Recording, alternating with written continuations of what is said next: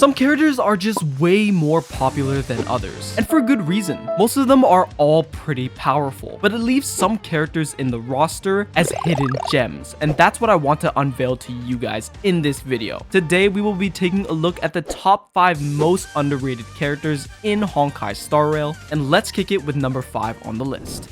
A character that we gotta get out of the way first is March 7th. This starter character that you get from the beginning of the game is overshadowed by her Bellabog counterpart. A lot of people see that she can only shield one party member at a time, and that immediately makes her sustain not that good. But what if I told you that she's seeing tons of playtime in the Swarm Disaster endgame mode, and some decent time in the MOC currently for free-to-play accounts? And there's a few reasons for that. As of now, Freeze is extremely strong using the Remembrance Path to deal an incredible amount of damage. Also, Freeze is able to skip an enemy's turn, and if you're utilizing the Remembrance Path, they're pretty much not able to move.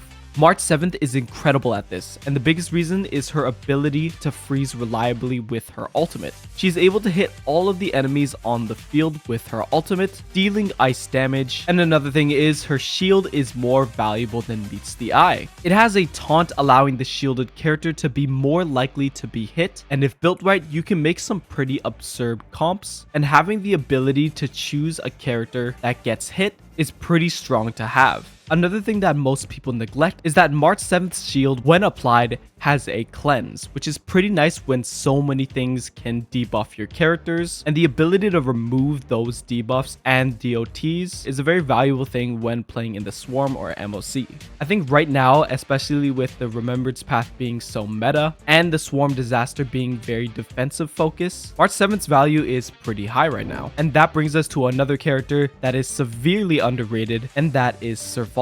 The moment Jingwon came out, he became the primary choice for Erudition lightning damage DPSs, and since Kafka came out, she's been dominating the current MOC ladder. So the thought of using a 4-star lightning DPS becomes quite redundant when compared to those units. But the thing is, Serval can still dish out some serious damage when invested correctly, like her 20% attack increase when she defeats an enemy, and since she gets that 15 increased energy at the start of her battle, combined with her low energy cost of 100 with her E2, she can just spam her ultimate with very little repercussion. This character can deal some 5-star level damage. So the whole point of Serval is she wants to shock enemies, and when they are shocked, they're going to take lightning dot damage. But the highlight here is to proc her E6, which deals 30% more damage to shocked enemies, which is a sizable increase. And something I really like about Serval is that she feels fluid in her rotations. She gets her ultimate back quite fast. I do think the major downsides of Serval is her single target, again, isn't the best, especially when you want to kill that last enemy, and it does help her a lot if there are a lot of smaller enemies to kill to gain back her energy. And if you aren't in that ideal situation, you're gonna lose some damage as you continue your rotations. Also, she is kind of Eidolon locked, as if you don't have her E6, you're gonna see lower damage numbers, but as long as you build your team right, I think it's still doable, but it's gonna be much harder to achieve the damage that you want. Overall, this is a very strong 4-star character and needs more of the limelight. Moving on, we have a physical DPS on the list, and that is Sushang. Right now, there are hunt characters that are much more popular, including Sila and Yongqing, and it leaves Sushang sort of overshadowed by these characters. But man, this character is a beast and can deal some serious damage. Sushang is a character mostly focusing on single target damage, while not having the huge amount of damage per screenshot like the other hunt characters. She is a character that utilizes her speed and manipulation of the action order to her favor. She gains a ton of speed when an enemy has their weakness broken, and advances her action by 15% from Vanquisher. If you have her E6, she can double these speed stats. So she's coming back in the action order pretty fast, and this is without any additional buffs, which is pretty good for a hunt character. And when you factor in the amount of time she's hitting the enemy, the damage is definitely going to ramp up. What Sushang wants to do is she wants to break the enemy toughness bar as soon as she can with her kit, emphasizing break effect. A huge thing is her E1 regenerates a skill point when using her skill against a weakness broken enemy, and this can help a lot with skill point management. And there is no cooldown on this ability. It can happen multiple multiple times. Additionally, her ultimate is able to advance her action to the next turn, as well as giving her attack buffs. It's like a baby resurgence buff from Seela, but you don't have to kill an enemy to immediately take action. A thing that turns people away from Sushang is her RNG aspect, as she only has a 33% chance to trigger Sword Stance. And this is a big bulk of her damage, and that is a pretty valid thing to worry about. I would say that is a major weakness of her kit. I personally find that since she is hitting the enemy so many times, I have a ton of chances proccing her Sword Stance, and it's not too much of an issue for me. But yeah, she's a great character and heavily underrated. Another character that is heavily underrated is Pela. In the MOC 10, you'll actually see a lot of Pela, but she is not used by the general player base, and I want to shine some light on this girl. She is pretty much a 5-star without a doubt. Eventually, a lot of the DPSs that are coming out already have Lycones that give crit damage or attack, or it's straight up built into their kit, and on the other side is defense shredding, which is applied onto the enemy. Both are strong and definitely needed, but defense shreds are so good. Currently, there are only a few characters that can decrease defenses, and while Silverwolf is generally a better character, the value you get from Pela is extremely high. Pela, when using her ultimate, shreds 42% of the enemy's defenses by inflicting exposure, and this lasts for 2 turns. That's a huge amount at the moment, and what makes this even better is this applies in an AoE, so everyone gets hit with this defense shred. This is huge for erudition characters or destruction characters like Blade that can capitalize with hitting everything on the field with their AoE attacks. The ultimate costs 110,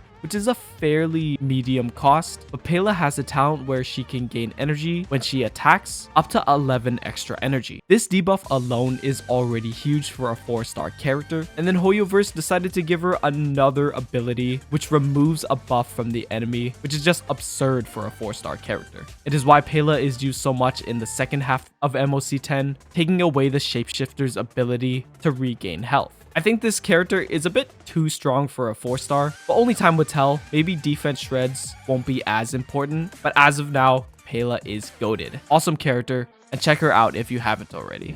On the topic of strong meta harmony options, your first initial thought would be Tingyun and Bronya. Even Yukong is a good choice, but a character that is heavily underappreciated by the general player base is definitely Asta. And again, I would say she's underrated for the overall player base. In the endgame, she's used a lot, especially with Kafka. The main reason is speed as of now is a very strong stat to have. That's why you'll see a lot of endgame players using speed boots on their Japard or Natasha. And what separates Asta from the other Harmony characters is the sheer amount of speed you're getting. You're getting 51.4 speed at level 10 for 2 turns from her ultimate, and paired with Dance Dance Dance, which can advance your action. So you can essentially make your characters come back in the action order immediately. And with that, you're getting more damage output, and that results in more energy. Speed is pretty broken right now, especially with Kafka teams. Additionally, she can give attack buffs to all allies, giving 15.4 attack with a max of 5 stacks, so you're getting 77% attack buffs at full stacks. But do keep in mind the stacks will decrease by 3 at the beginning of her second turn, but it gets a lot easier to maintain these stacks when you get E2. She just reminds me of Bennett from Genshin Impact, the way he's just a free character and is just used everywhere in the MOC. It's kind of crazy, and if you invest into her, she can make a lot of your DPSs absolutely busted. I will say,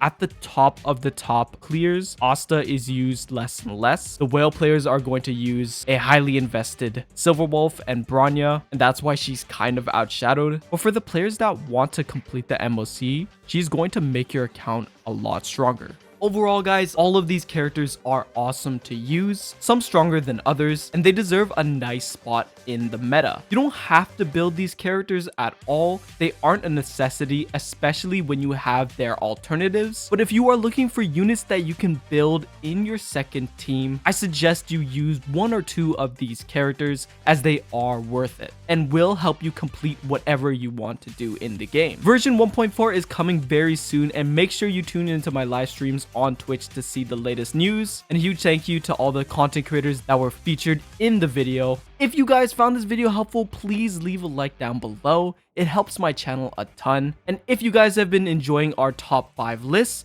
consider subscribing and hitting the bell notifications down below. I'll see you guys in the next top 10. See you then, gamers.